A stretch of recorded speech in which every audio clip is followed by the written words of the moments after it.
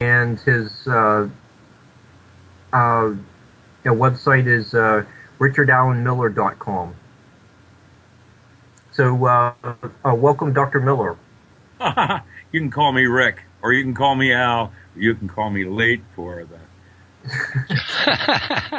Yeah, I know. Do you go by Rick or Richard? I go by Rick. Engineers go by Dick, and physicists go by Rick. I'm not even going to ask that. Just messing with you. Cool. This is pretty excellent. Now, you've got a couple of books out that I thought were extremely interesting. I've read them, and the one is Power Tools for the 21st Century. Would you like to start out with that tonight and let everybody know? Or whatever. Yeah, thank you. Yeah, well, that's the book of the hour for the moment. These were the 8 protocols that I developed in anesthesiology as a biophysicist for making Navy SEALs into Supermen. I was part of SEAL Corporation, working for the military, and with SEAL Unit 1, and then trained SEAL Units 2 and 3, and a bunch of astronauts. You know, the usual suspect guys like John Glenn and all of that. I did all of the training. We did, you know, like biofeedback, continuous breathing technologies. We had brain drivers, gizmos, toys, things that would enhance your, making you verge on paranormal. I find that extremely interesting. And this was back when? Yeah, I started in 1969. I came out of graduate school in '68 and started working for the Boeing company. And once I had my I had a top secret clearance with vault permits. There's confidential, secret, top secret, and then vault permits allowed me to go into different vaults without a need to know. I became a reader. And so I, you know, had a bunch of vaults I could go into that even 2-star generals had to stand in line. Well, I find that interesting. So you could have, so your research actually could have started the MK Ultra type stuff. Well, I was MRU. That was the Navy version of it. Mankind Research Unlimited. We were the ones. All the different militaries had technologies, but usually the plum went to Navy. And that was Rockefeller. And I worked for old man DuPont, and we, you know, reported to Rockefeller. I remember at one point I was lead physicist at the Pentagon. Basically ran certain levels of decision making in the physics end of it. I'm not political, have no clue. I'm like a little nerd, but you know, I had concerns and things. And back then, you know, we knew about aliens, but we were more worried about what the Russians were doing. Turned out that was a false flag. Well, that's the truth of it. That's the way it was. Yeah, I was in the military. Behind the Iron Curtain, most of the top-end research was coming out of Yugoslavia. Russia was superstitious. The Bulgarians, that was, don't even get me started. But I met some pretty solid science. Dr. Milan Riesel, whom my first book with Earth Pulse was ESP induction through forms of self-hypnosis. And that was basically how to think with your gut. SEAL Unit 1 for a Superman was intuitions. We could train you how to blow up bridges. We could beef you up with steroids and things like that. What we were interested in first was how in touch were you with your intuitive.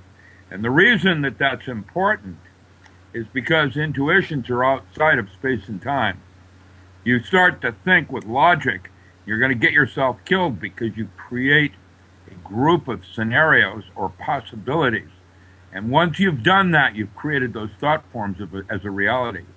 Whereas your gut is outside space and time. We call it ESP, but that's where the seat of intuitions and how there's some sort of connectivity to your purpose on Earth and why you're not in conflict with anything. I find that extremely intriguing because I work off my gut feeling. That's what I call it. So. Well, it's intuitions. You know, when you're down in East LA and they're out of food and the zombies are everywhere, which way do you run? And it's going to get you killed if you think about it. Yeah, if you make That the wrong is- decision. Well, it's how did Merlin put it? Anything not specifically forbidden is mandatory. You start to create a possibility of something happening, and you can count on it. Now, this book is actually a guide to help increase your Spiritual awareness, yeah. The next I'm not sure level. how to phrased it. Well, the idea is that it's the reason that we're all here is to discover and begin our purpose. In Magick, they call that pathworking. It's that journey where you find your line in the road when you're racing a sports car, where you're not creating karma by ricocheting down the walls, that in fact the universe wants you to be doing what you're doing. And while that purpose might seem in conflict with other people's purposes, that's because of the lower layer of awareness that you have on the bigger picture. And everybody has a purpose. And none of us get out of here until each of us. The other night I was talking on the nature of time, and this interviewer was trying to bushwhack me by taking the spin of what I might be trying to allude to and change it over to his own little didactic. When I said that time isn't real, that it was a duration of consciousness, he then, right toward the end of the hour, right at the end, trying to take control like he did, he said, well, I've got time for this and I've got time for that, and time's pretty important to me. And just before it hit midnight and he turned into a pumpkin, I said, yes, but I never knew there were corners in time until I was told to stand in one. When we work in our conscious mind, we have the way of storing memory and our relationship to it. And that's why it's a duration of consciousness. One of the power tools that I trained my Navy SEALs in doing was how to change their perception of time with breath. That allowed paranormal fighting on a level where Hangao then became experienced as Tai Chi. And with the precision of Tai Chi, and yet you are moving very fast. It's an altered state of consciousness. It's you're not aware of a lot of things, but what does happen in that state is that you slow down everything so that you had the precision of the roundness in your hand when you were doing a ward-off. And that could be done with the control of breath. And that's how you change your perception of time, and why in lovemaking and other kinds of things you slide from profane into the sacred. Oh, now I did a show about a week ago about time, and time really interests me. It's one of them things that, regardless of how you try and explain it, you really can't explain it, if you know what I mean. Yeah, it's well, Robert Ornstein said it was a duration of consciousness. It will be, for example, the way you remember how we started and ended this particular little subject in discussion. And then we'll go to another one, and your experience on that will be themed differently. Right. It's the time part. Well, the way I'd like to do it is the way they do it in Rocky Horror. How did Carl Sagan put it? Want to go for a little ride? I think we're all, to some extent, could be seen as time travelers, in a sense that these little grays that are coming around taking a poke a look at you and all of that. What do you think? Maybe that's you in another lifetime. I experienced a connectivity with past and future lives recently, and it was like a cosmic consciousness kind of thing that you talk about when you take LSD. Right. And it was without drugs. And what happened exactly was that as I was going through this mystical state, I remembered experiencing it in another life. And that propelled me to another level that I had never been before. And now I can talk about inner planes and the experiences. We're not normally supposed to do that because it's different from everyone, and you don't really want to contaminate another person's relationship to that.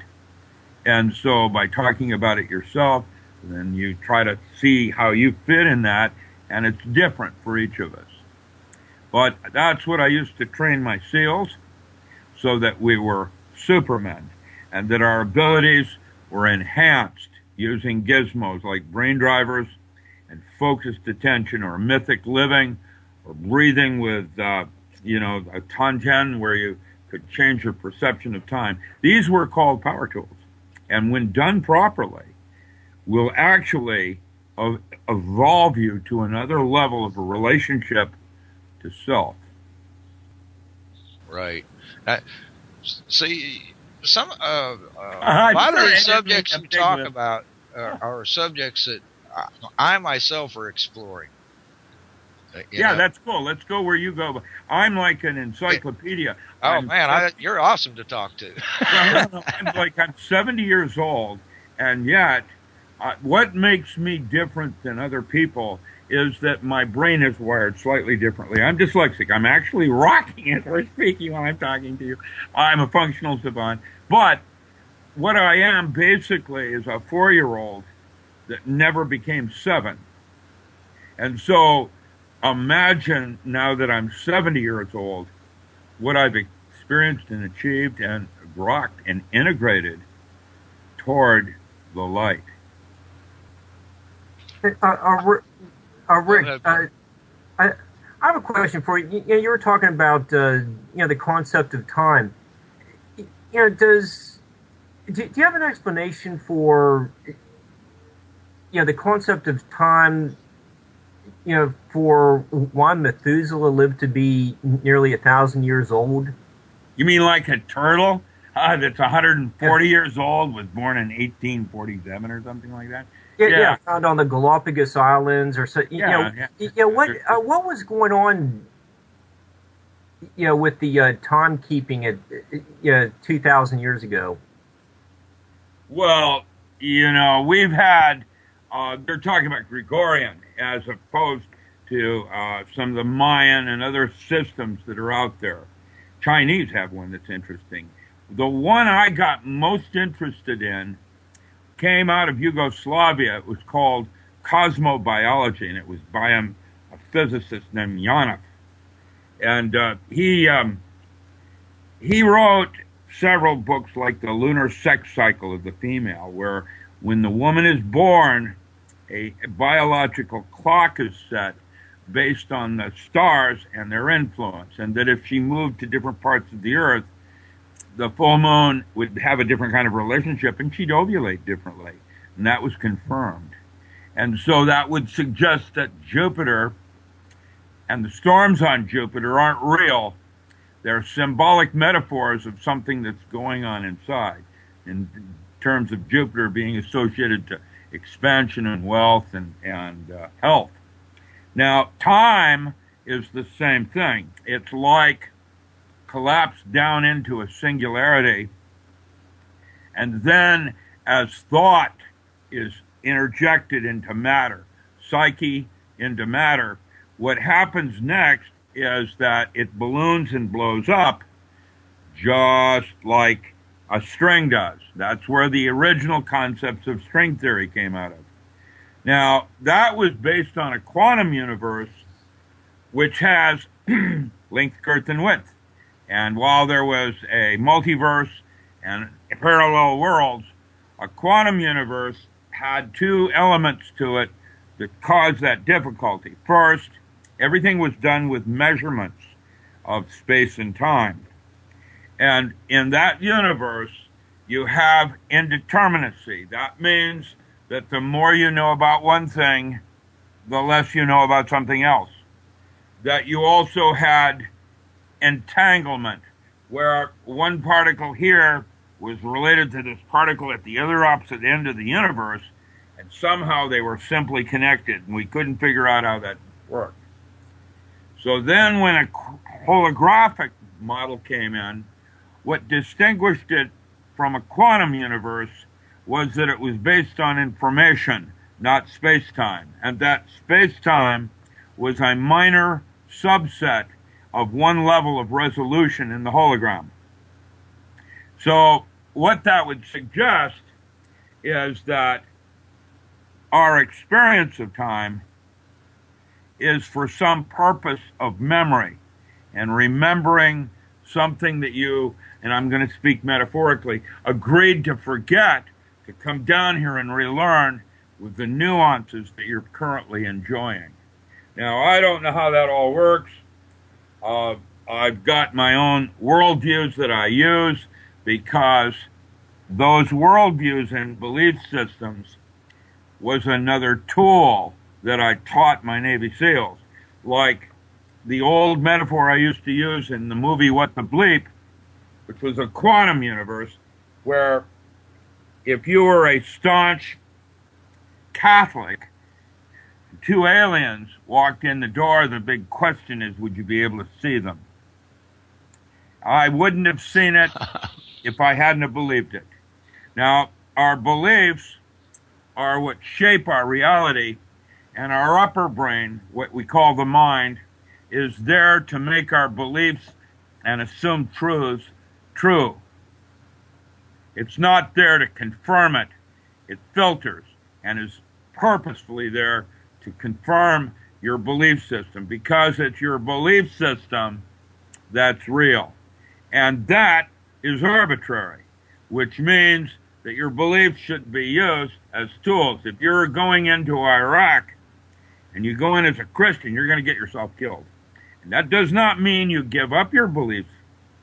I use the metaphor that I have a pair of bell-bottom pants. I'm never going to fit in again, you know, but I absolutely am never going to throw those pants out because they well, it's a part of me that, you know, it may not be appropriate to get me killed or whatever, but I'm not throwing those pair of pants out. I'll never fit in them again, but they're very important and very comfortable to me, and they remind me, like old books, I know exactly where everything is, and, you know, so I have this relationship to it in terms of it being functional. But a belief is arbitrary, and because it is, you use it as a tool. And so in terms of, let's say, my dysfunctionality, what I would try to do is name the demons so that I could use them as tools rather than limitations. And that's one of the that's a chapter in my book on how to take control of your own evolution. Which you can get at oakpublishing.com. Yeah, oak-publishing.com. Yeah. Oh, I'm sorry. Well, no. Yeah, watch it. Yeah. No. We got to. I mean, I got to find it. What did Wendy say? Be very afraid. Yeah. No, I have a sense of time in that I have an edge on some view. I actually have a TARDIS. I built it for the military, and I've written 3 books on it that are unpublished. Jeremy Tarcher has them. They're called The Diamond Body, Electromagic, and Yogatronics. And I'm using a Morin Indomet German acupuncture equipment to talk to specific neurotransmitters in the brain. It's called The Wire. And basically what a time machine is a face-center cubic hexagonal close pack structure that's visualized in your mind's eye. And that then becomes Ezekiel's vision, has been discussed in Merkaba mysticism, and I'm here to tell you, it's your get-out-of-jail card. Oh, I find that interesting now. I'll bet you do. You see, right now with this device, I can simulate, from the work I did in the 70s, I can simulate any drug experience using sound and light. They call it... No, I can't. I can actually do that. The way you gate it, the way your eyes gate in, and receptacles like reticles that are taking in sampling, by knowing those codes, I can actually, I've broken code where I can talk to specific neurotransmitters. And once I've got one of them I'm talking to, that has 3 other languages, and I have access. Wow. And that there's new articles that are coming out on that. So they use sound and light. Yeah, and there's no hangover. I mean, no decompression. No, and your teeth don't fall out from gritting. There you go. You don't get sores on your face. I'm just kidding. Listen, the chill that goes up your back, that little chill that you go, that's dimethyltryptamine. The one where it goes, oh, and when you see how something connects, that is lysergic acid amide. There are 8. I used Timothy Leary. The book, Power Tools, was written with 8 chapters, each one being what we call a neurologic circuit. and so there's metaphor in my book, just like Crowley did his levers. Imagine that. I've got some curveballs for you guys. Once I've turned into worm food and everybody starts to realize what I really was doing. It's possible to talk to yourself on the internet from the future. How's that one? And I'll send you that link. Yeah, Cool. Can you explain that? I've often thought that it's possible that even you could have demonic communications or alien communications using. Well. Now, demons and angels, that is below and above. I'm not going to answer that. I'm going to just let them know that I'm on the air, and then I'm going to finish it off by That's fine. Someone shouldn't be calling me because I'm doing radio. Now, with that said, originally, demons and angels were with us when Solomon the king wrote the first and only real book on magic. All through history, it has had different translations in different centuries. Is the Valum for Velformorphium. They had the clavicle. It's had lesser keys and the greater keys of Solomon. But it's, from Golden Dawn, Mathers and some others. The greater and lesser keys of Solomon are how to talk to angels and how to talk to demons. And the whole idea was about the demon was the lesser, the creepy, the lesser, is a demon is like a scalar of you. It's like lesser form of you, like your shadow is in reference to the sun.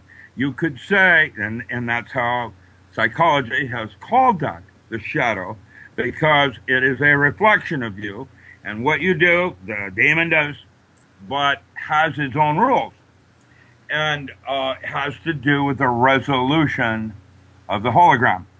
And an angel is also you in terms of your brain being a four-dimensional hologram of 5 space. Going to different places in the brain, you actually change the movie. And that is why magic was reserved for the ultra-elite of Europe for centuries. It was, in this century, it fell out of disrepute. Aleister Crowley suggested the use of drugs, which is actually very valid, because magic is the art of changing consciousness at will. And all the different levels and places in consciousness, from tweaking to paranoia to all of it, has rules to it that allow you to do things that you can't do in conscious state. They're like gifts from God. And once you learn how to play those things, rather than allow them to rule you, that's where you then fall into sync with the universe and pick up what you were doing in a last lifetime and then continuing it. That is what we call path working and magical memory in magic. And so I'm a physicist, and magic then could be seen as from a physics point of view as an advanced form of physics with a mystery school. And, ISIS, whatever, where it's like a woman and the way she would drive her automobile, she doesn't think about it as internal combustion engine. She's more likely looking at it as If she puts the key in a certain ritual form and she turns it this way, she has expectations on what's going to happen next. What that's called is cybernetic anthropology.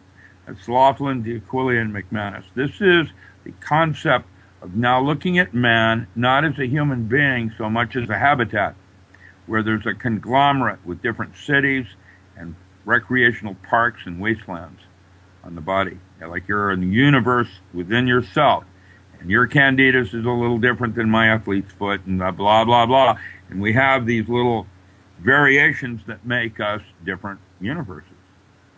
And that's going on inside yourself in terms of bacterial, viral, and the funguses and whatever you have form up probably 80% of who you are. It's really creepy. Well, most people don't realize that we are a habitat combined effort in order to be. Oh, yeah, that's it.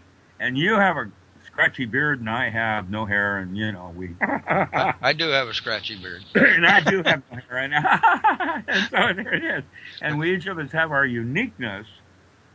That is one of the reasons why I'm so in metaphor against the dumb. We have smartphones for dumb people now.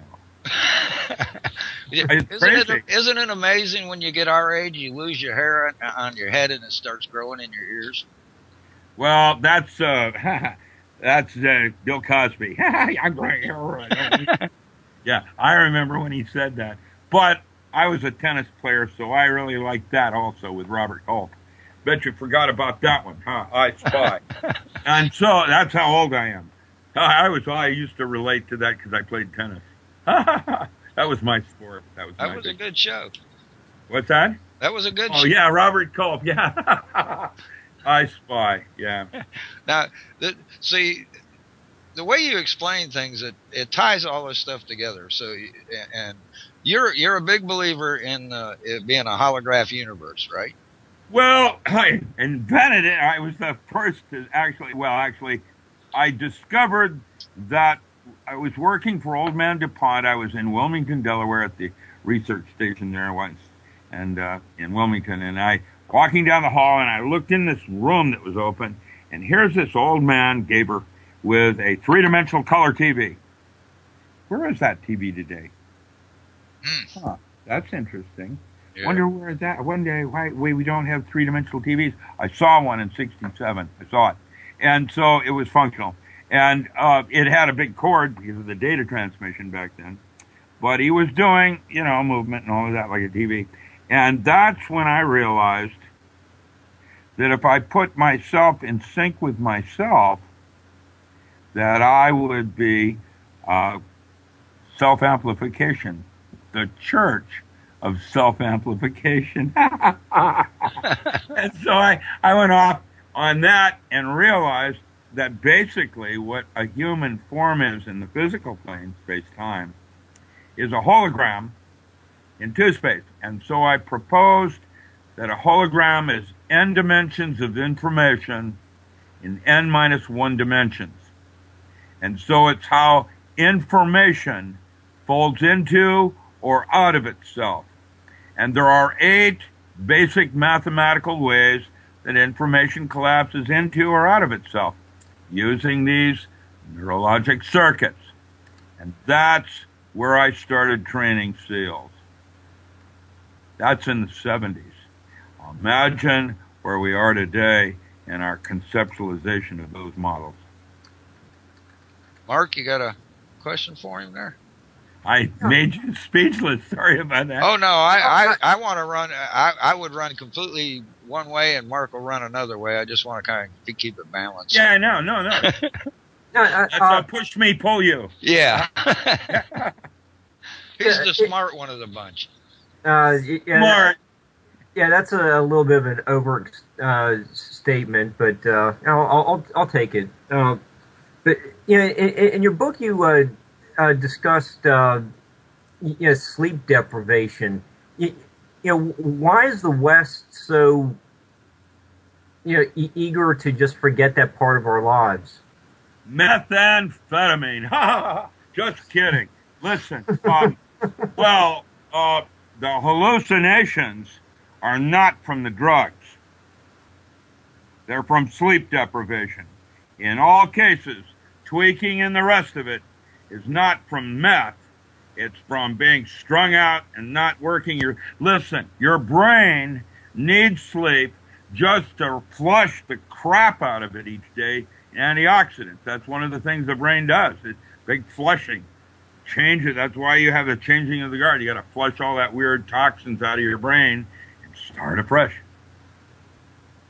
And so there's a lot of reasons why after 4 days without sleep, things get spooky. And that turns out, well, that to me, and all the different drugs I've experimented with, that would get spooky. What's that? It would get spooky. I've done 5 days without sleep. Oh, I couldn't do it. There ain't no way. I understand that, and it's not healthy.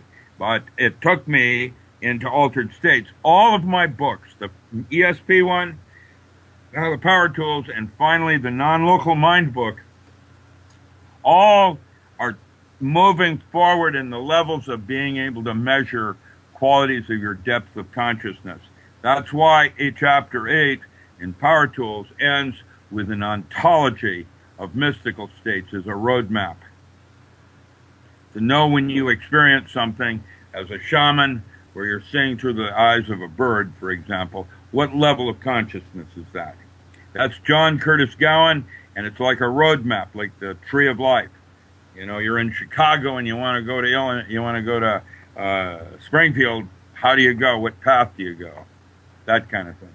The roadmap. And so having ontologies are like in the Bordeaux Thadal, some of the other that gave you roadmaps of interplane experiences, gives you some navigation tools to figure out where you are and where you want to go. But you're speaking of the 8 neurological circuits. Well, right? Use that, but in Chapter 8, yeah, that, which has to do with ketamine, that allows you, that's above, so below. That's the metaphor of actually watching the sun and the kind of water it pumps out in a coronal mass ejection and how that changes mankind. That's an interesting place with ketamine. To be distinguished different than dimethyltryptamine. Actually, it's N comma N hyphen dimethyltryptamine. There's many different forms of it. I'm talking about the neurologic one. The chill that you have going up your spine. That's actually dimethyltryptamine when you're generated in your brain. So I've felt that quite a few times myself. Everybody can do that. Yeah. Of course. Yeah. It's one of you. Okay. Now imagine if I gave you some exercises on how to do that so you can use it. Oh, that's what my Power Tools book does in the workbook. Right. With it. Yeah. I'm kind of going through it slowly. And I'm sorry? I'm going through your book slowly, and I'm what would you call playing with some of it. Yeah, good. That's you do any of that, and you're going to notice changes. Keep a diary. It's really important that you dialogue with yourself on this, so that you don't, talk yourself into or out of things.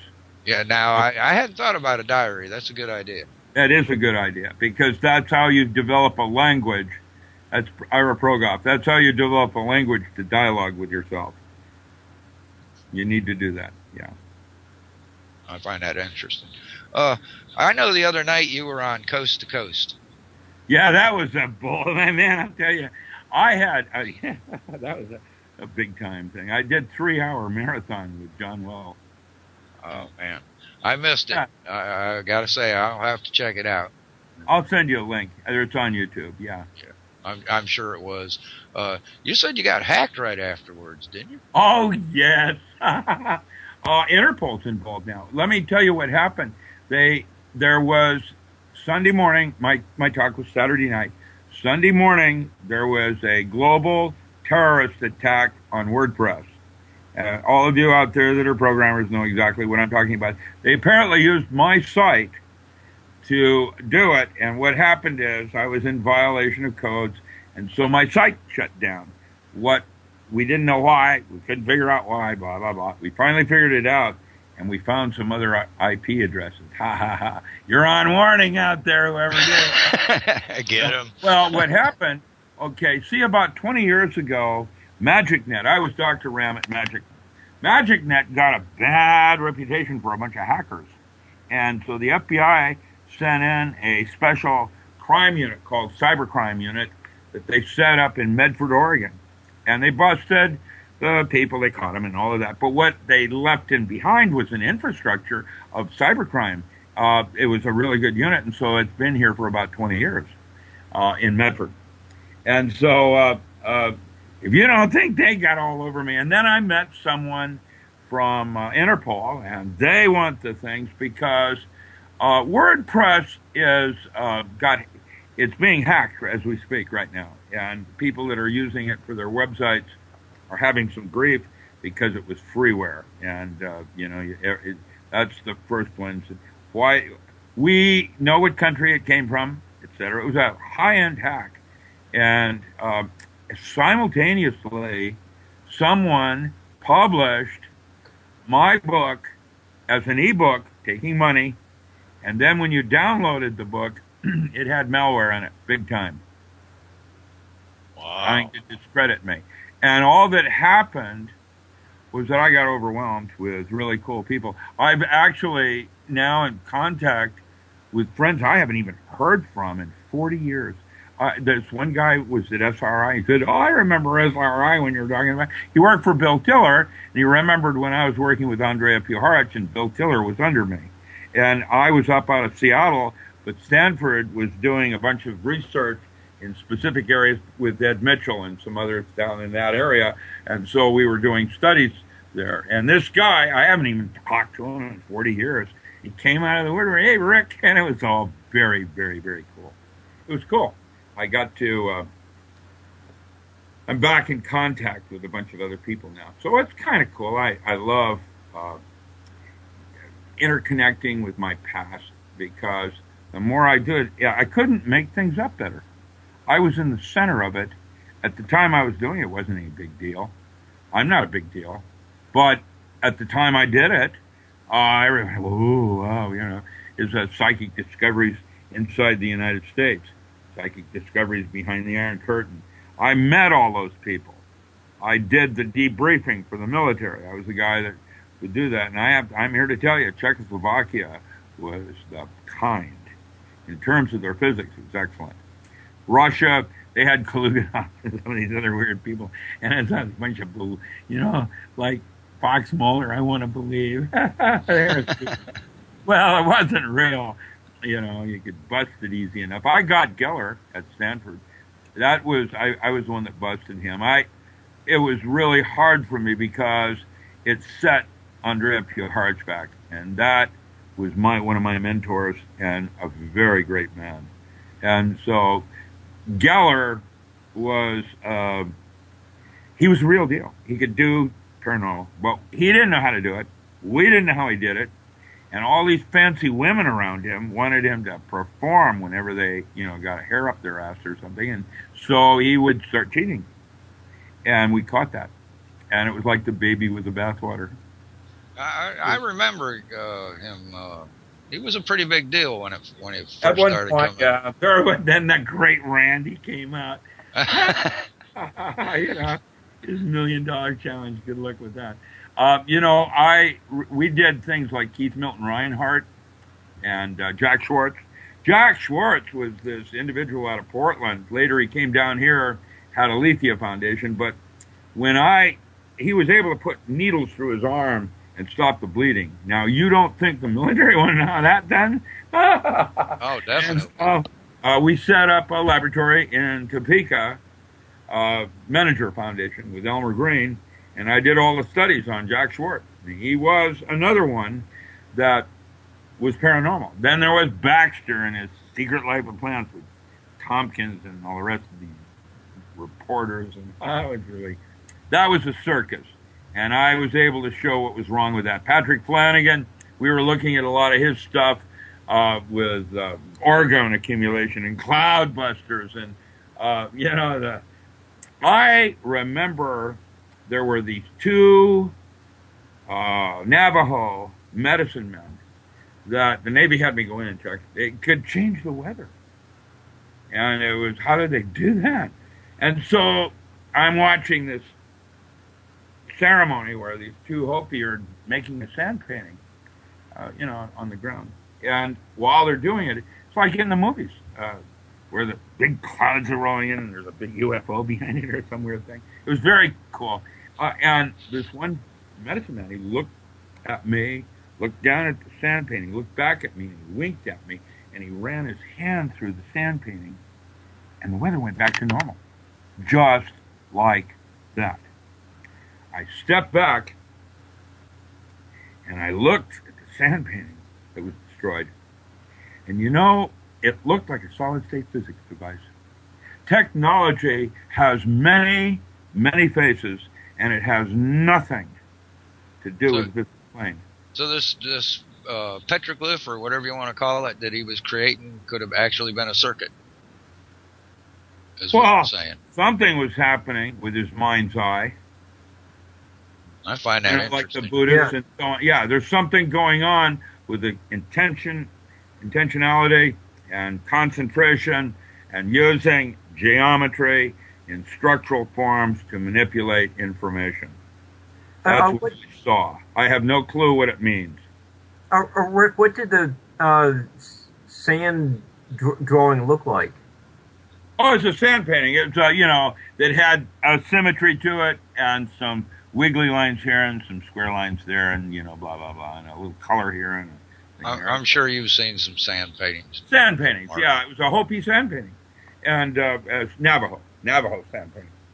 They're all similar. They're different rings, but I saw that and I experienced it. Peter First and I went down deeper into Mexico looking for Don Juan. He didn't exist, but we found Don Gennaro. I have a picture in Arts Canada. Stones. The issue is called Stones, Bones, and Skin. Shamanistic art, and on page 79, I think it's on page 79, Peter First and I took this picture of this brujo that leaped from one rock to another like a flying squirrel and flew. I saw it. How did he do it? I have no clue, but I documented it. That's what I was doing. When they had unusual, the military would send me in and find out if it's worth studying or it's a bunch of horseshit. Mostly it was go nowhere, but every once in a while, like Carillion photography. Carillion photography wasn't real. However, bioluminescence was. And I wrote a paper, and I can send you that paper. It was in between the holographic and the embryonic holography. Yeah, I think I've read that paper. That's an old paper and on bioluminescence. And I'm proposing a rapid scan medical diagnostic device that, oh, gee whiz, what do we call them now? MRIs. There it is. Read it and weep. And really, that's what I did as a lead scout. And Blue Sky. That all stopped in the 80s. In the 70s, it was pure. And in the 80s, there had to be application. And that's when the metaphor went from astral projection and Shirley MacLaine to Ingo Swann and, remote viewing. Right. Turns out remote viewing is extremely dangerous. And it's because it's not an ESP form, it's a PK phenomenon. That means that something's taking a peek at you, not you're looking at them. And actually what's happening then is that whoever's looking or whatever's looking changes what they're looking at. And imagine you have a sighty seeing, peeky hole, and you're taking drugs too. Not cool. And people don't know what they're doing. And, it's crazy.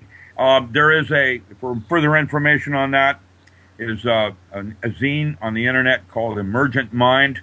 And the editor is Leon Sidorov. She's brilliant, Russian.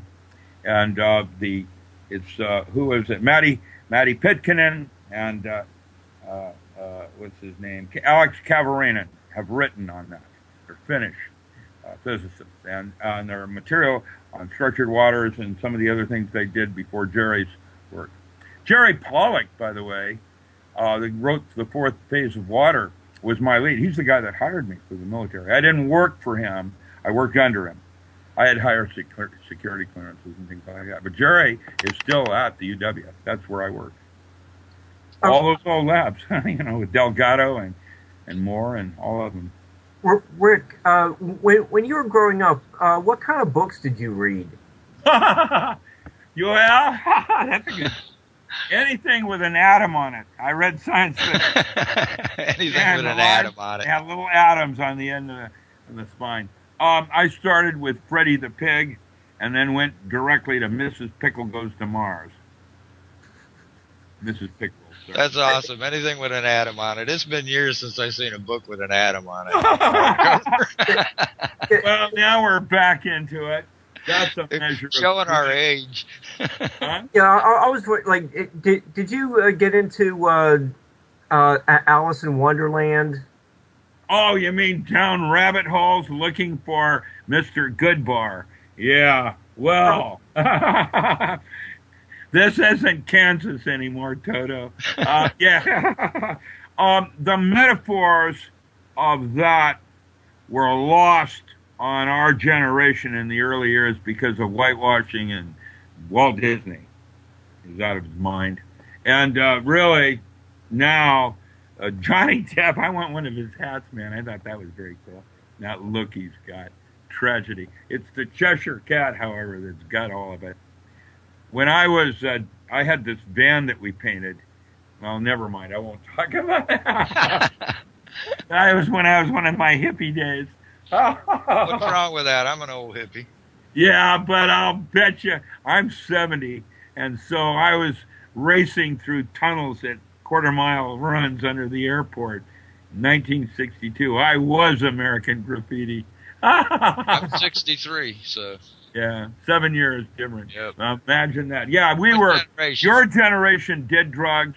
My generation didn't, or very weirdly. And I took my first hit of LSD in 1964 when it was still legal. That's pretty cool. Timothy Leary and Bill Osley. There you go. I was contaminated right on. I remember I was up at Deception Pass with Tim Leary, and Tim was acting as my guide. Harvard had wanted to know what would happen if they had given this drug to a genius. And they had this big testing going on with Jack Sarfati and some others. And I got chosen up in Seattle. And they came in and they talked to my mom and then my college professor. And nobody knew anything about the drug, but I, you know. So here I am, staring down 2,000 feet into Puget Sound, and the water is boiling back colors. And Leary leans over and he says, "Wouldn't it be neat to jump?" Oh, good God. Exactly. I immediately discovered Aldous Huxley's Doors of Perception. I could hear all these things slamming shut. What I was left with is the infinity of the imagination inside. And that's why today all of my works are about altered states of consciousness, inner plane experiences, and spirituality. Not what you do, but how you do it. The quality in which you go about your personal beliefs. That's where it's at. That's some awesome advice right there. You know, myself, I've experimented with LSD, and I took it back. I think it was like 67 or 66. That's early. 67. Yes, I was young. Yeah, that's a lot. Oh, yeah, you were. No wonder you're mad. Well, that's the insane mad now. It's alive. It's alive. But I first understood what I was doing before I did it. I never went blindly into something. You know, you didn't have one of those little cards that said, "Turn me on," drugstore. No. You know, I made sure I understood what I was doing before I done it. Yeah. I've also done psilocybin mushrooms. I wrote the first book on that. Yeah, I know you did. For High Times. I wrote a lot of books back then. Now I'm being a little more responsible. But no, you understand more. The wisdom has come. Well, maybe. Stay tuned on that.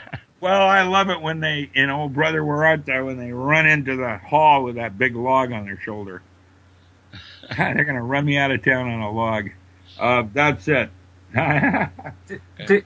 Did you know Ken Kesey? Kenny and Frank Kesey? Yeah. In Tom Wolfe, I'm the magician, the one that all the bikers thought was really cool because I was this intellectual physicist that was into martial arts. I was known as the Wow. magician. Yeah, back in, Tom Wolfe. Electric Kool-Aid acid test. Here I am. See why I like to talk to this Trickster. guy? See why I like to talk to this guy, Mark? This guy has lived what we, Well, I'm old and I've got hair growing out of my ears and and nose too. By the way, it's all really bad. I have to pluck all this shit out. It's getting old. How you're getting old when you're no longer a threat to anybody. They don't even care about me anymore. I'm just an old man. I figured I was getting old when it took me all night to do what I used to do all night. Yeah, that's the never endings. It's going to take a while for some of the listeners to understand that one. Well, they'll get it because it comes in layers like an onion, and it gets pretty rank after some getting down further into it. Was that the smart pill thing? So, is the Power Tools? Is it the only book that is still available, or are the? Oh no! I've got. If you go to my site, I've got books. I had 4 books out this last year alone. The Encyclopedia of Alternative Agriculture. When I left the military. Oh, that's right. I'm sorry. Yeah, when I left the military, I went out and became a dirt farmer. That's why Kucinich and others call me the postman.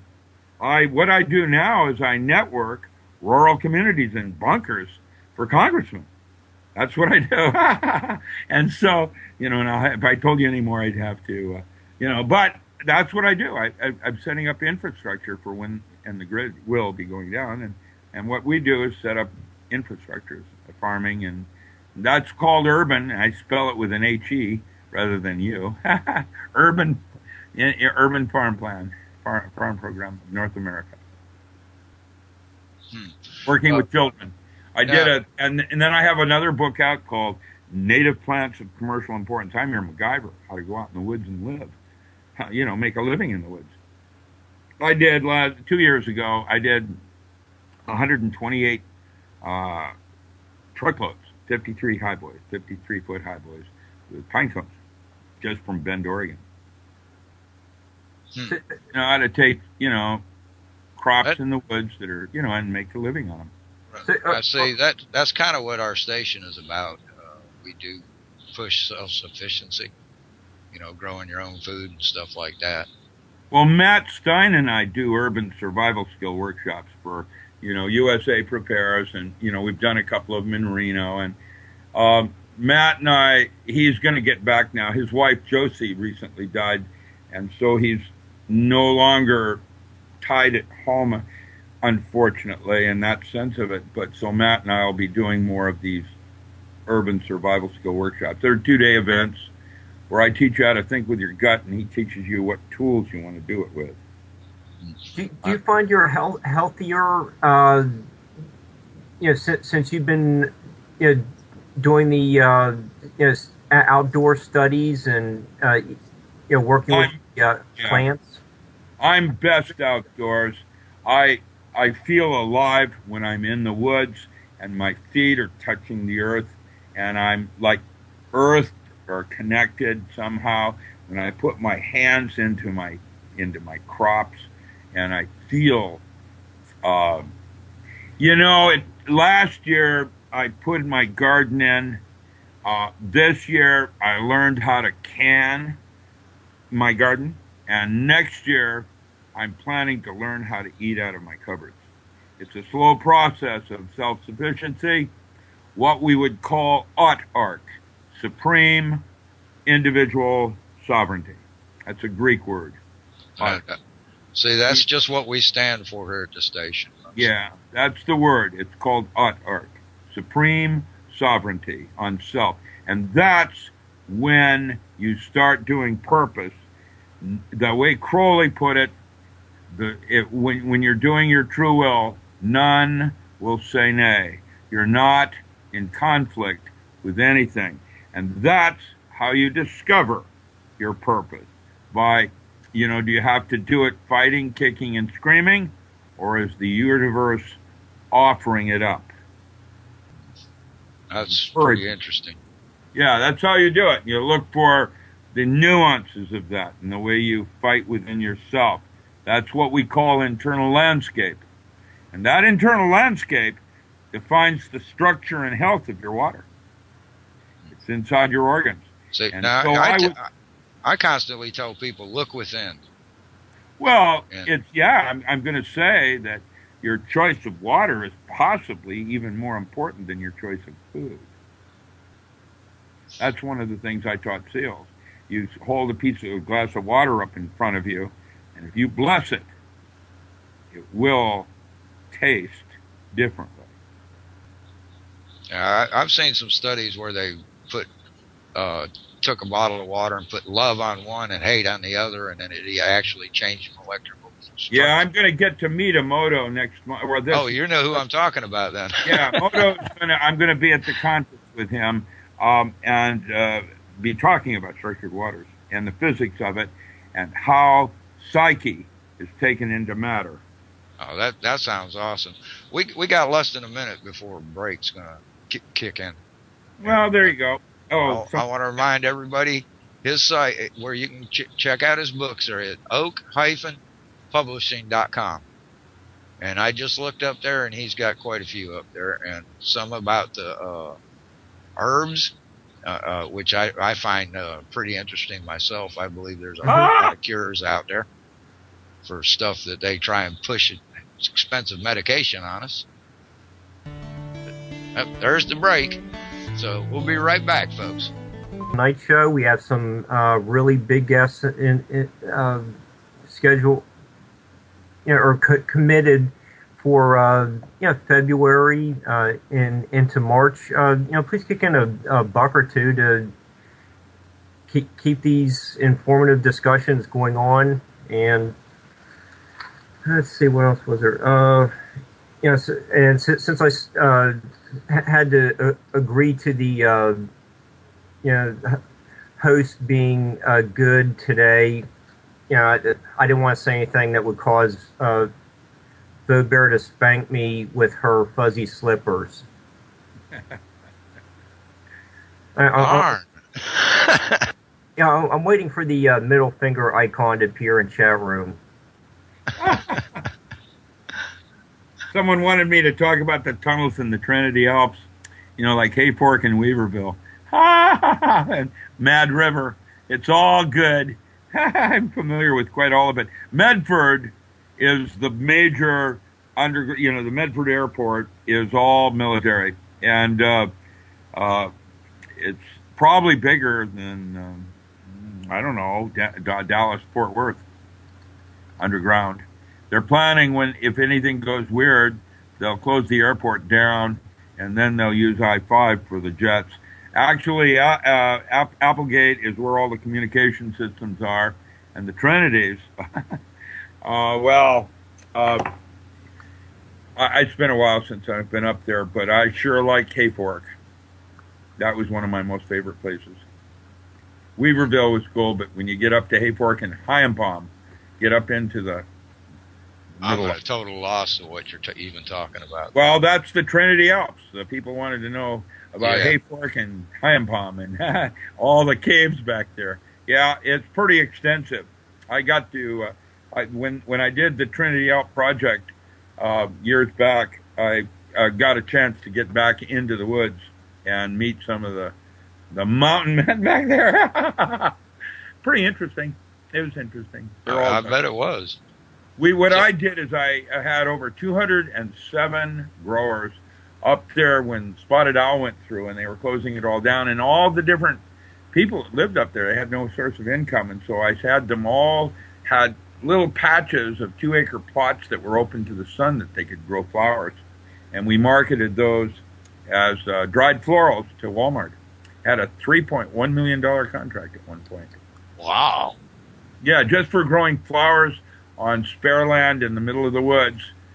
We had a big distribution center. We were doing pine cones and wreaths and all of it. We did all of it, floral. The floral trade is actually even bigger than the food trade in some ways. My first job ever that paid income was dyeing oak leaves.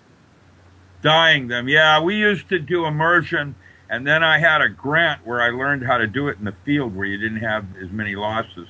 We'd have all these little salal and things in little cups with sauce in it, and you instead of doing immersion, when you did immersion, you had the bacteria and things that would get into the glycerin and mess it up. So, I'm not there. Everybody out there, if you got a question for Dr. Miller and want to call in, the number is 347-688-2902. Or you can ask in the chat room, and I'll try and get him to talk about it. We do have one other question from the chat room right at the moment. And it's, you bet. Cool. What do you think about the May 16th March on Washington? I'm not sure what that has to do with your subject. Well, I saw it differently. My birthday's March 16th, so it isn't the May and March. The March is different than March. I'm a Pisces. I don't know much about what is the May 16th March. What is that about? I'm really not sure about it myself. Is it a GMO thing? I'm not sure. I have not been current for the last week because of that Coast to Coast interview, and so I haven't stayed up on things and appreciate being cued in to things that I should know about that I don't because I can't do it all. I think this is the third time that they're having something to do on Washington. It's like regarding the truckers did, and then the veterans did. Yeah, basically when the government defaulted and went broke, and they closed off the war memorial, and they actually put bars up. They spent money to block the congressmen, veterans, to visit war memorials. I looked up in the sky, and at that very moment, during the government being broke and cutting everything down, I saw chemtrails, and I had to ask, who's paying for that? And I'm going to say something. Fukushima is a very serious thing, and chemtrails and the geoengineering behind it is right behind it. They're poisoning the air. The weather modification has now started drought systems in California. What I have discovered is all of these fear things that they do are true, but false flags for land grabbing or whatever. Because people are, afraid that the nuclear error is going to come over from Fukushima. Right now, Gunderson says, and I believe Gunderson, even though it's not in a lot of other reports yet, that you can see it glow in the daylight, just like in the movies. It's called Bremsstrahlung radiation.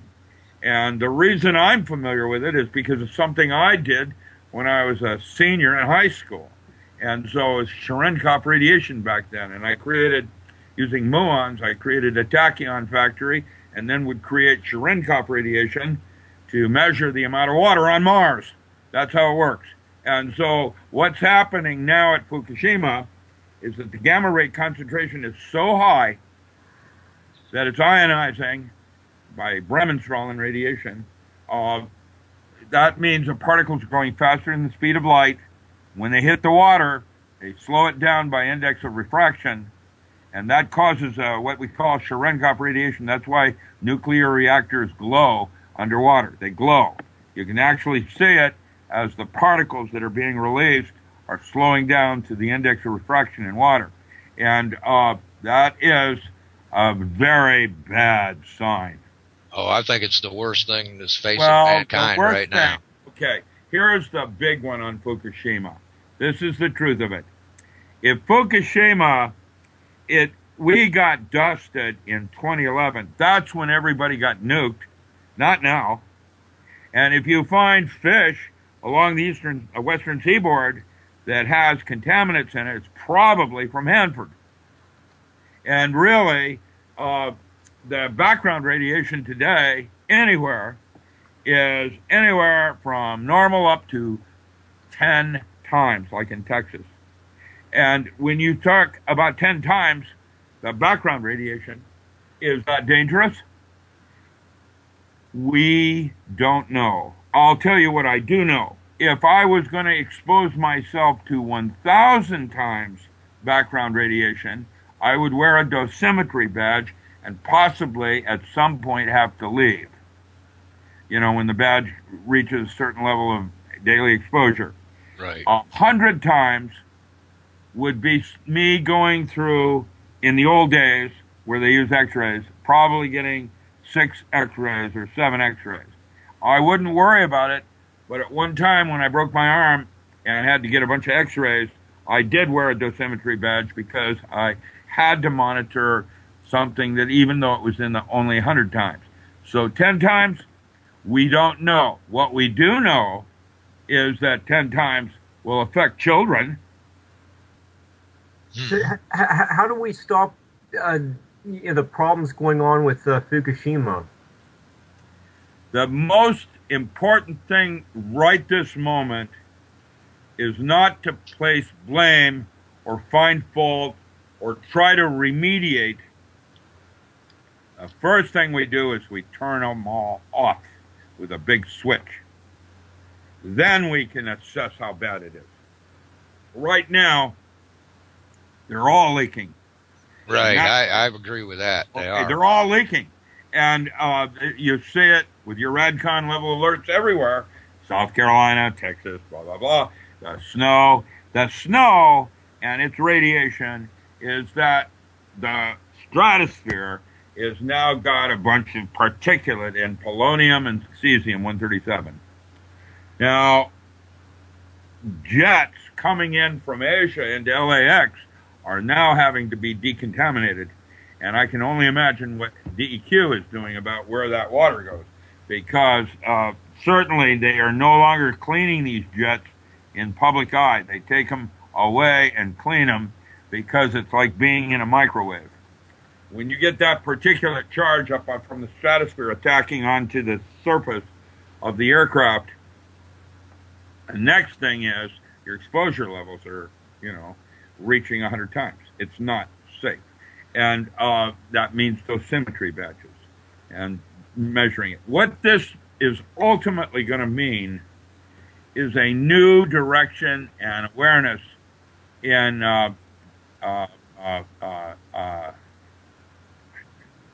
John Stanton is trying to call me. Do you know him? I'm going to have to say no. I don't. No. Yeah. Okay. I just declined because I'm online and he wanted to talk to me, and I'll do John Stanton shortly. I'll let him know. Yeah, I do know John Stanton. He's a radio host. Well, he but just not you here. can go ahead and invite him if you want to. If you've got him.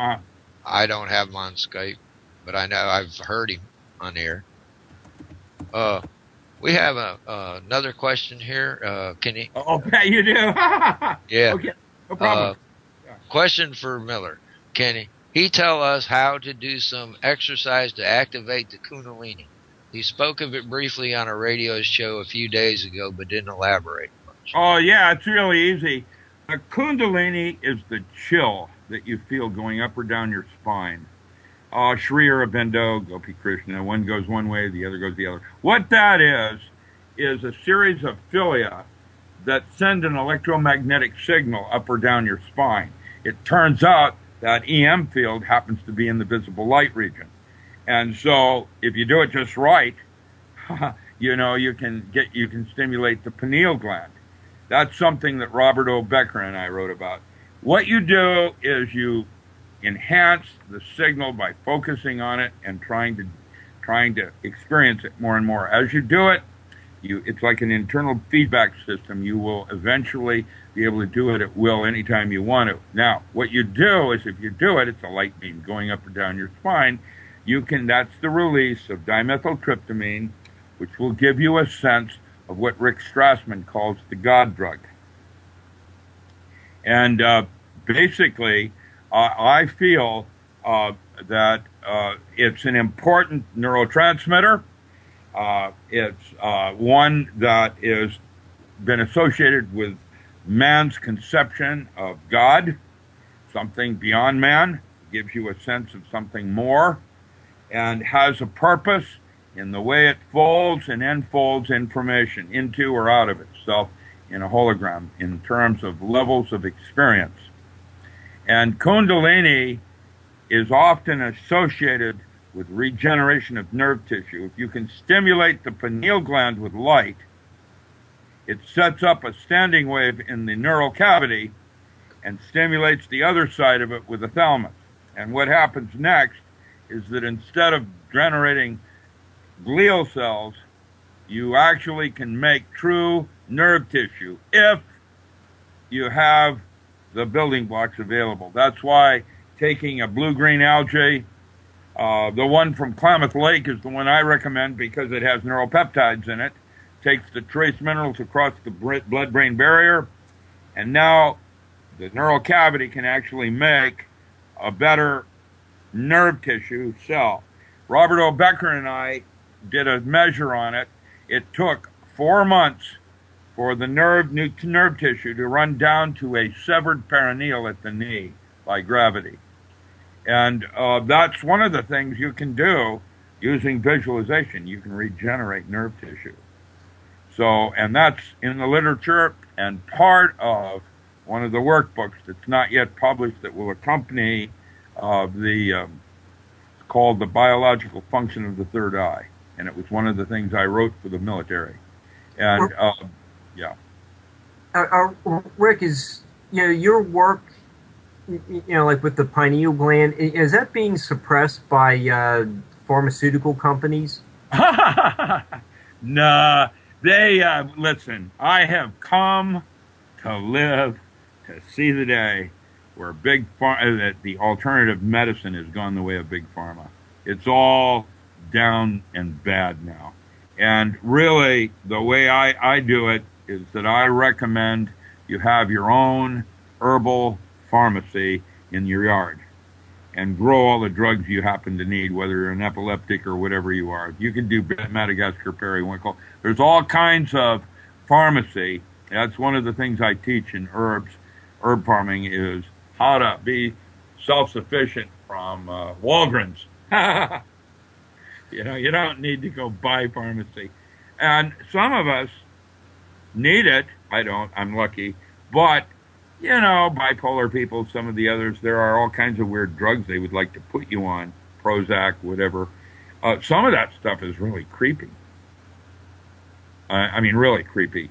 And having natural sources like valerian root for valerian sulfate, Valium, is buffered differently. Like you take not strawberry leaf, that's a good one, but aspen leaf, which has an aspen bark, has acetylsalicylic acid in it, aspirin, but it's buffered. And that's why my directions in pharmacy have always been toward the natural sources, because somehow they, even though there's unrelated chemistries in them, there is a function in terms of the way they catalyze with each other or whatever. I've noted that that aspen leaf is better than just taking Bayer aspirin.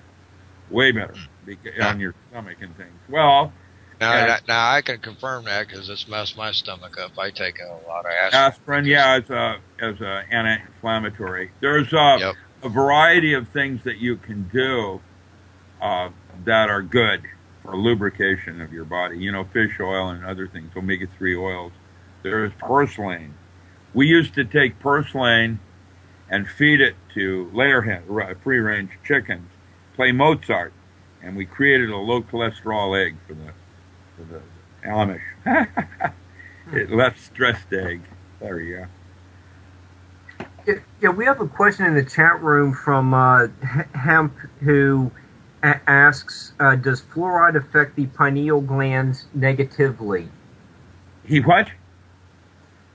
I didn't get that. Does fluoride affect the pineal gland negatively? Oh, you mean does it calcify it? Yeah. Yeah, probably, just like not using it. The pineal gland originally primary function, as far as I could tell, was to regulate the body for seasonal changes. It was light sensitive. And that when we started using artificial light, it just atrophied. And so there's a calcification that occurs that you need to go in and decalcify it so you can activate it. But just doing the chill will help all of it. All right. Now, speaking of the chill again, now, Esoteric asked, is there a difference between it running down the spine and up the spine? Well, yeah, that's the Gopai Krishna Sri Aurobindo argument. You can go to their arguments on it. You say tomato, I say tomato. You know, Jack Sprat could eat no fat, his wife. Well, there's this balance of, you know, is it going upward or going downward? And my answer is yes. Well, it's doing both, you know? Yeah. Actually, yeah. And there's reason for it going. It would be kind of hard to tell exactly which direction. I mean, he's pretty sensitive if he can tell which direction. Well, it's almost instantaneous. If you're feeling it, it's doing both, so it doesn't matter, and it's your visualization. And probably what you're visualizing in your mind's eye is more accurate than what's really happening. Right. I was muted there. Well, if you got that little sleight of hand there, yeah. All right. Another question is does he believe in Glenn Windsor ate uranium, drank, and swam in the reactor, and ignited plutonium in his hand? I don't think so. Yeah, I don't think so. But good luck with that. You know, we know Nettermeyer was one of my lead professors at the UW when I was working in the military, and I was very honored to work with Nettermeyer. He had worked with Teller, you know, on the switches and things, and has some stories of, you know, scientists that died because of exposure to these chemistries. Well, and Madam Curie did. Well, yeah, that's sort of like you don't know what you're dealing with at first, and you don't know what questions to ask and what are the variables. And so Aleister Crowley died as a drug addict in Hastings. You know, he was a brilliant man, but nobody knew anything about laudanum and the concepts of addiction. Right. And so as we imagine, I had a friend that wrote a book about all the witch burnings in France in the 17th century, and he was able to trace every single witch burning to ergot poisoning in the bakeries. Okay, and that's the theory behind the Salem witch trials too, right? That you know, they were encountering altered states from psychoactive drugs and had no concept of how to assimilate that, and so obviously it's Satan. Well, that's essentially I mean, no concept of what a hallucination means, and the next thing you know, what's going on is very frightening. Some of the early studies of LSD. I'm sorry?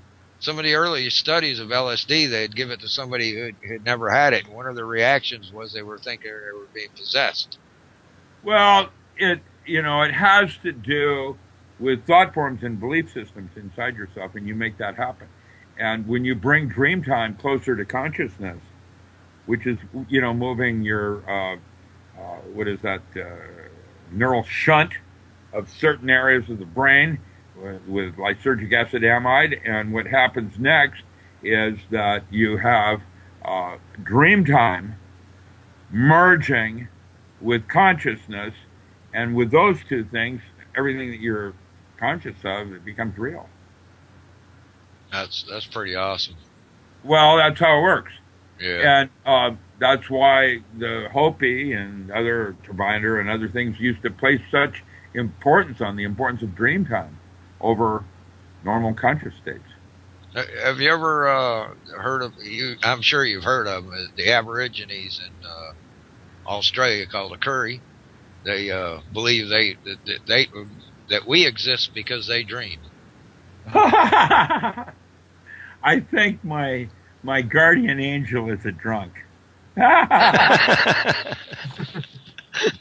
I saw that today. That was a good one. Little post. I think my guardian angel is an alcoholic. Now, you do have a Facebook page too. That yeah, I'm under Richard Allen Miller. I don't know what I'm doing with it. A lot of people have joined it. It's a mismatch. I put things up that I think are important, and every day I keep a diary, which will eventually become a newsletter of significant websites that I happen to stumble upon that day. And it's like a white paper. And I use that now for some of the bigger radio that I might do with, Kerry Cassidy wants to do something on Fukushima, and I'll have about 20 lines of resources to, draw from. Places like this, which is more informal and laid back, we're not trying to cover, one topic ad nausea, but just kind of get a sense of who I am and what you'd like to know about. We want people to know who you are. Well, maybe. Yeah. Well, I think you're extremely interesting. You do thorough research. You've been around. You know what's what, and you're just a wealth of knowledge. Yeah. I think that one of the things that makes me interesting is that I have no agendas. I'm not working for anyone else. When I say that, I'm military, but I don't have any people or agendas. I am basically a free agent going out and picking what I think's important and talking about it. Now, I'm managed, or handled, because I have lead scouts, others, that will send me questions, links, whatever, and counterintelligence is lying by omission. And basically, I have come to realize that what's happening now, there's nothing real out there. And even what I talk about, I don't mean to be disinformation, but I'm quite certain I don't know what the hell I'm talking about in some aspect. I know when I don't know, and I can't be snowed physics-wise. Nobody can snow me there. That part, I'm solid, I'm secure. If someone starts to rattle off something, bring it on. That's I've got the education. The problem is we don't have full disclosure. And because we don't have full disclosure, we don't have rights. What we have are responsibilities. And one of them is to get off the rapture never came and got me. I'm still here waiting for it. The only way I'm going to get it is by going out and earning it. And if I choose not to do it this lifetime, no problem. We'll just come back again as a worm. Have to do it then. And, well, you get the idea. And what's happening now is that once I figured out I had to do this for myself, I started to remember why I'm here.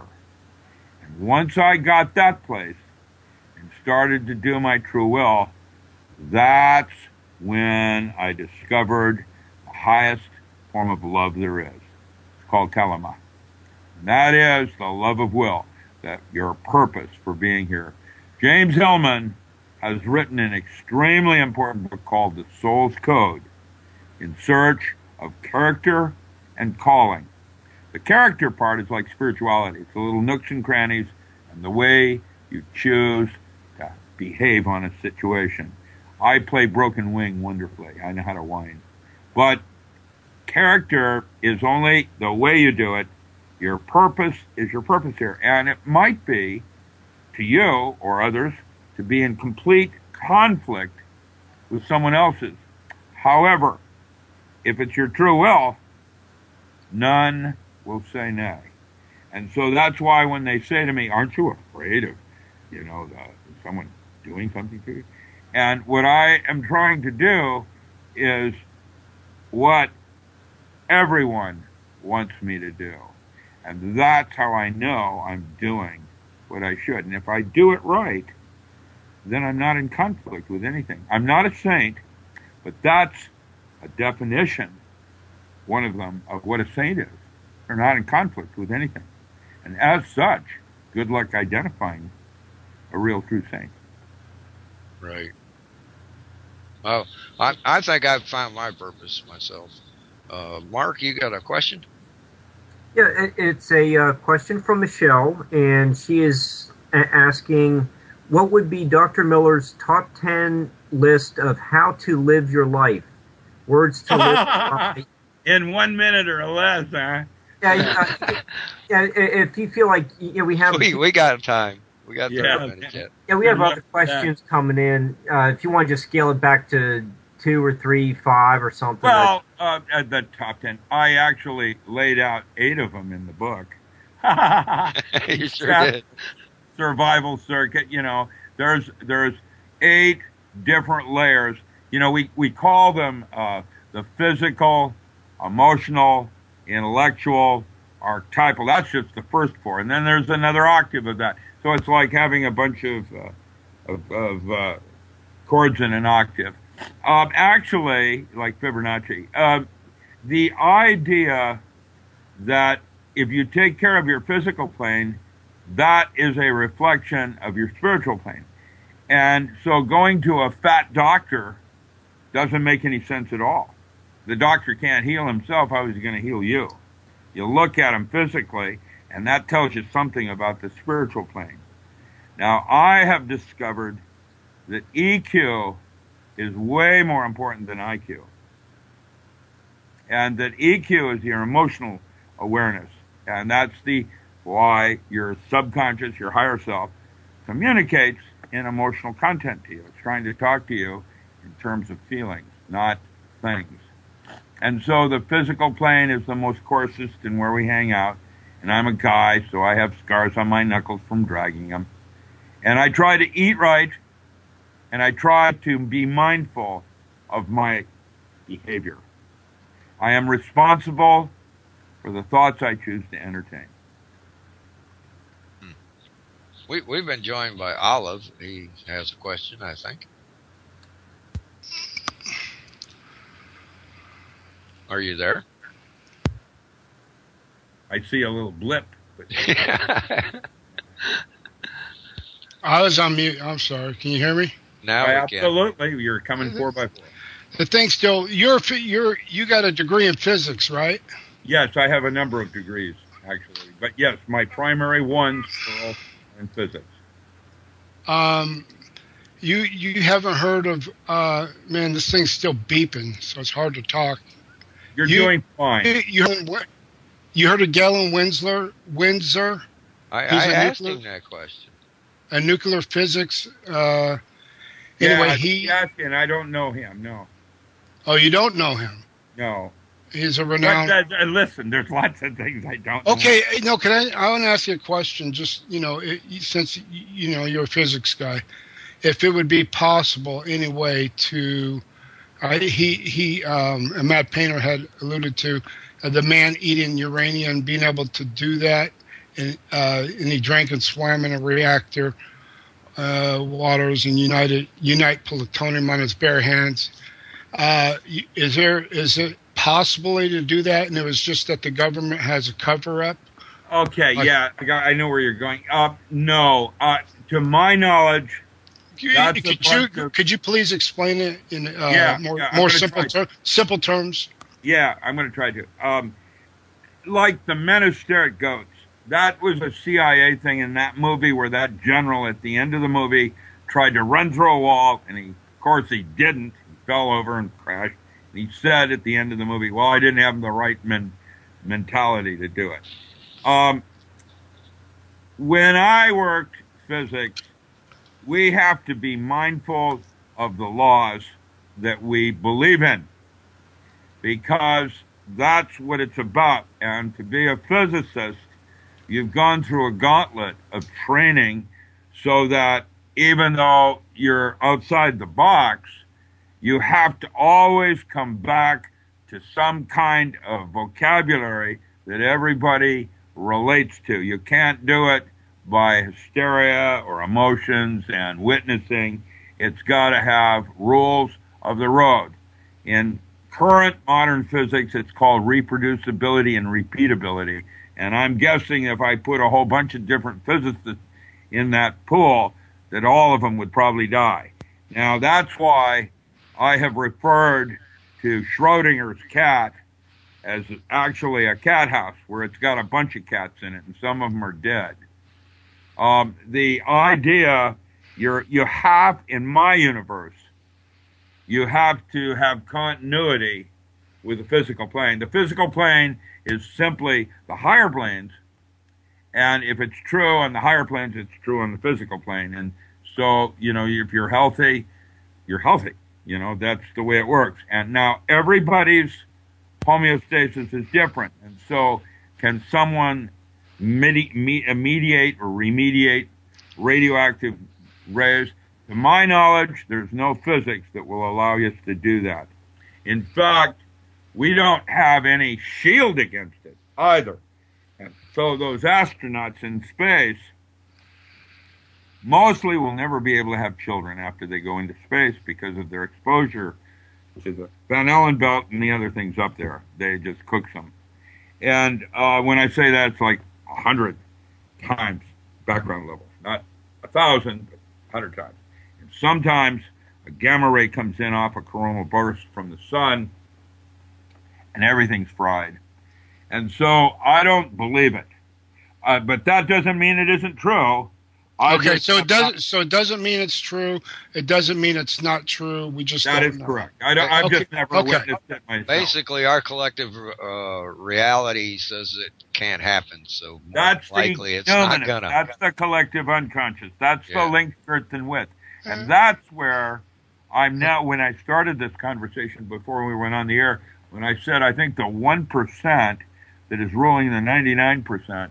I think they're alien. I don't know that they're alien from another star. I told you that'd make it into the top. No, they have no relationship to the environment in terms of carrying what's going to go on. And they're I remember archons.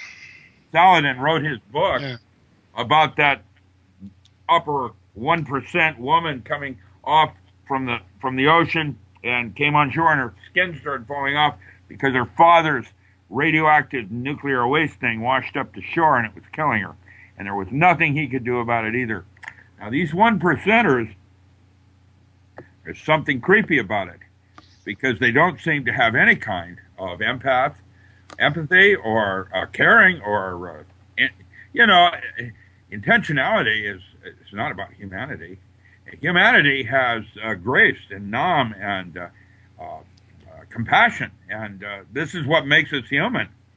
And to be God's favored, I think what's happening today is the dumbing down of America, like with smartphones, and that what's going to happen is that you're going to be fooled into offering and giving consent. And I don't think that if you said no, you just didn't want to have any more to do with this, it would only take 5% to cause the whole world to change. That's how lazy most of us are. Well, thank you for taking my call, Matt. I wish I could help you better on that. I don't know about the guy, and I appreciate what you want to think about. Mars is your get-out-of-jail card for how we screw the Earth up. I'll meet you there. If I'm not there, wait for me. Yeah, cool. Thank you. Yeah. Okay, I'll talk to you later. Bye-bye. You bet. So, you mentioned Mars as a get out of jail free card. Do you think possibly we have a base up there already? How could we not? I like your answer. Get a grip. I saw a top secret document that was the first manned expedition to Mars in 1968, 1 year before the moon. We were never interested in the moon. There's no cheats there. Nothing.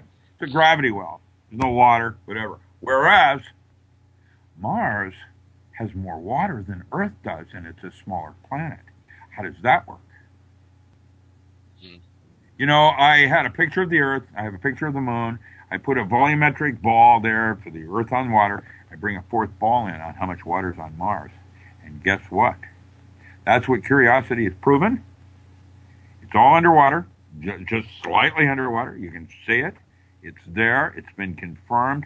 And when in 1968 to 2014, that's 40-some years. Yes. Right. How could we not be there? No, I believe we are have been there quite a while. I would guess that there's all kinds of things going on that we don't know about. Do you think they have some kind of other technology besides rocket? Oh, you mean a gate, Stargate, stuff like that?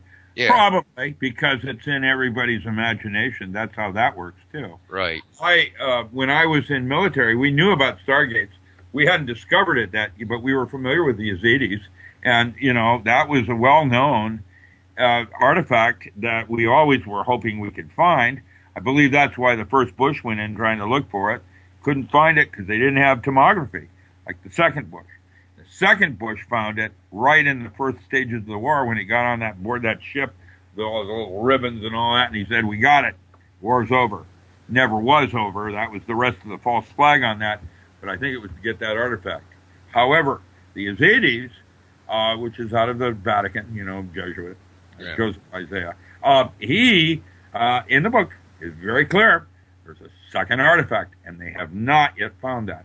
And according to my understanding, it's probably somewhere in the Indian Ocean somewhere.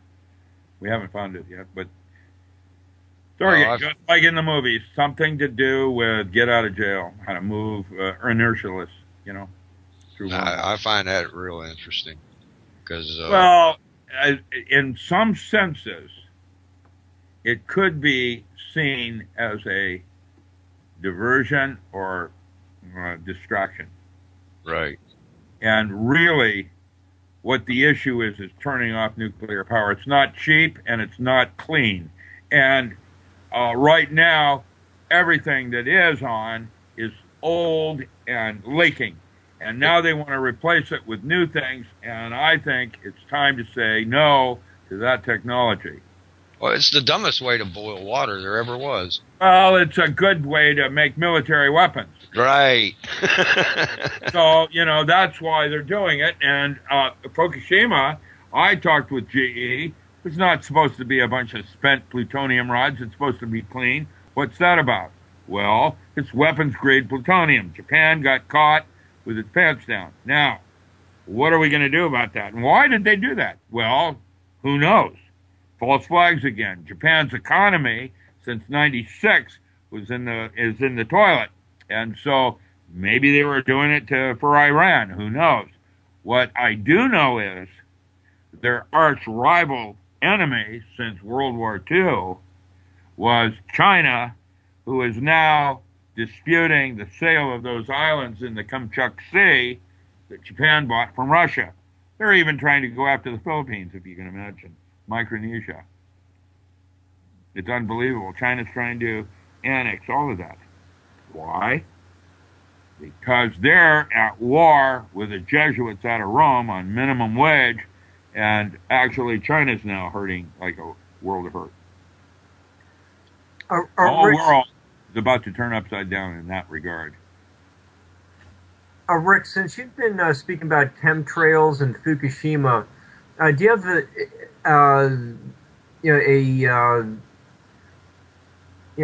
an opinion on fracking?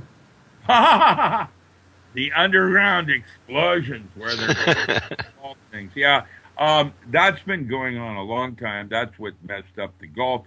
That's what's messing up the Great Lakes. They're doing it everywhere. Up in Alaska, it's real bad. It's got to stop.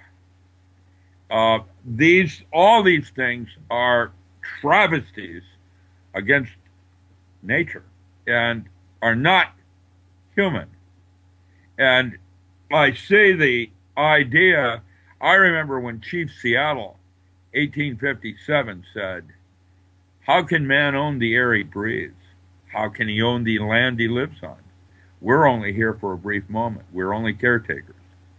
And yet, the mentat of ownership and the fear-mongering in Hollywood, where all the actors are moving out, and Turner Broadcast, is buying up all the land, that's what that's all about. It's about greed and money, and it's crazy. Because don't worry, California won't exist very much longer anyway. Oh, who said that statement? I've heard that statement, but I never heard somebody mention who made it. Well, the Navy has future map projections of America. We use Chet Snow. There's Scallion. There's a half a dozen others that have maps of, the way the Earth's probably going to look in another 100 years. Well, that ain't what I was talking. I was talking about the Indian chief. Oh, Yeah, well, that was Thomas Banaka when he was spokesperson for the First Reserve. Okay. I remember all of these things from the years back. It's been said many times.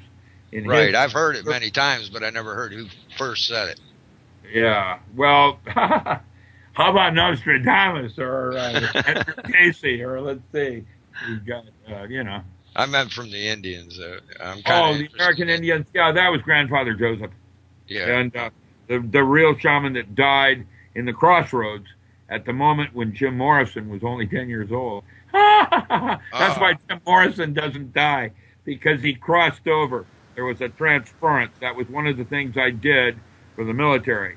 Jim Morrison, for example, was living in Louisiana working for a laser company. He's fat, gotten overweight and all of that, but there he is. I'm just kidding. There's a book called Secret and Suppressed by Feral Press.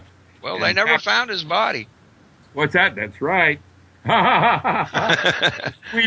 It was a Swedish underground that smuggled him out of. And they catch women on his grave all the time. Oh, well, there you go. Just like little Graceland for me. Well, he has a bronze body of him laying there on top of it. Yeah, well, there's a comedy movie out called Bubba Hotep, and that one's worth a watch. Yeah, I've seen that. Yeah, that's hilarious. It's hilarious. I know, it's great, man, and that's probably the way it really is. He's out there saving the world from demons. Bubba Hotep. No, I haven't seen the movie. I don't watch it. That's a worthwhile one. Just like another one I like is called Out There. Right now, the one I'm watching today is Welcome to Whoop Whoop. Man, there's some strange titles. Well, that's a one from. It's out in Adelaide where they send the women out to bring men back for slaves to work, setting up kangaroo meat for dog food. Welcome to Whoop Whoop. It's Aussie humor at its very finest. Well, you have to have a sense of humor in this world nowadays, Where the path humor is on the tree of life, you have your male and female paths that go to the outer paths and the middle pillar. The outer paths have two paths to God right at the very top. It's the lovers and the hermit. You either go androgynous or you have a partner. And the path that crosses them, little triangle, goes right through the middle of the abyss, where the missing Sephiroth, death, is called humor. You got to laugh your way through it. Yeah, it's something else. Now I want to make sure we got about 7 minutes left. I want to make sure everybody knows where they can find your stuff. You have www.richardmiller.com. No, Richard Allen Miller, A-L-A-N. Sorry. RichardAllenMiller.com. And Oak-Publishing.com. Right. Oak Publishing, yeah. Then your Facebook page. Which I have it's under Richard A. Miller, I think, and I may be doing one under Dr. Miller or Dr. Ram. I used to be Master of the Mystic Arts, but now I've, battled Dormammu, and now I'm ready to write a different comic. Now, do you still own the Beltane occult books and supplies? Beltane. Beltane. No, that was history and became Robinese. All my shops are still open in Seattle. Tensing Momo down in the center of the Pike Street Market is one of my herb stores that I started. Up in Wallingford, it's now called Cold Mountain Juice Company. That's where the herb company was. And down on the Ave, which was Beltane, I think there's a huge bookstore there now. I don't know what it's called anymore, but it's, What are the, you said earlier that you suggest everybody to have their own little herb garden. What herbs do you suggest that they start out with? Well, what do you need? You got respiratory problems, ligaments, what? So you think they should tailor it to their needs? Oh, yeah, everybody's different. Remember, we talked about habitat. Everybody's got a different need in terms of chemistry and balancing their pH and, that kind of thing. Echinacea angustifolia is a real good one for immune system. I think pharmaceutical mushrooms like reishi and maitake, cordyceps, some of the others, agaricus, I think those are very valid things for polysaccharides. I think, you should have your own little shiitake garden going or something. They're pharmacy things that you use, like feverfew for migraine headache, or valerian root for smooth muscle. Now, these things ain't hard to grow, are they? Or oh no, they're native. They're indigenous. Since we're in the middle of cold and flu season, we're getting bombarded every commercial with 15 different remedies for the flu. What would you recommend? Yeah, for flu, flu is usually viral. That would be to chew echinacea and gustifolia root for the chicoric acid. That's that orangish thing, not the numbing. The numbing on echinacea is actually the echinacea sides. The chicoric acid is that orangey flavor. What that does is it increases the turgor in synovial fluids and causes the synovial fluids to bead. When they bead with surface tension, that sets up an electrostatic field around it that limits where viruses can spread. Once you're able to localize the virus, your body can go in and hammer it with your NK killer cells. What you do is give it a boost by not allowing it to move around from shoulder to there. And that's done with, increasing turgor in your synovial fluids. I write books on chemistry of herbs because that's my orientation in physics, just like swimming in a nuclear reactor. I don't know how to do that one, but that'll be next century, maybe I'll be able to. Well, I don't know, man. That sounds pretty scary to me. It does to me, too. Yeah, you know what lives in Chernobyl and now at Fukushima is a black slime mold. It thrives in these high-end gamma ray environments. Probably an alien from Galactic Center out here trying to terraform. Yeah, now I find that... I'm just kidding. I find that interesting about that black mold because... Well, that slime mold, yeah, it's a creepy thing, and it's actually thriving in high-end gamma ray. So I would say that's a life form that would be very well suited for down towards Galactic Center. Yeah. So people don't realize that we are what we are because of how far we are away from... Well, we're out here on the rim. Right. Petri dish out here. Right. The gods are out there playing dice. Yeah, there you the go. The closer you get to the galactic center, the more radiation there is. Well, it's high-end. Yeah, that's where your black hole is, the big center of the universe. Rick, do you have some other interviews coming up where the listeners can hear more of your... Yeah, I'm going to do Aaron Dakin tomorrow night with the Truth Traveler. And then I'm going to do Lorraine Hurley on Thursday morning with Ethan Indigo Smith, who is a very brilliant young kid writer. I'm doing Vincent Finelli. I also do Vincent on Thursday. So we might be doing a 4-hour roundtable in the morning. It's all gentle. All right. I appreciate you joining us, Doc. And I hope everybody's enjoyed the show. And y'all have a good evening. Remember, Revolution Radio is totally listener funded. We'd appreciate it a buck or two. Have a good night.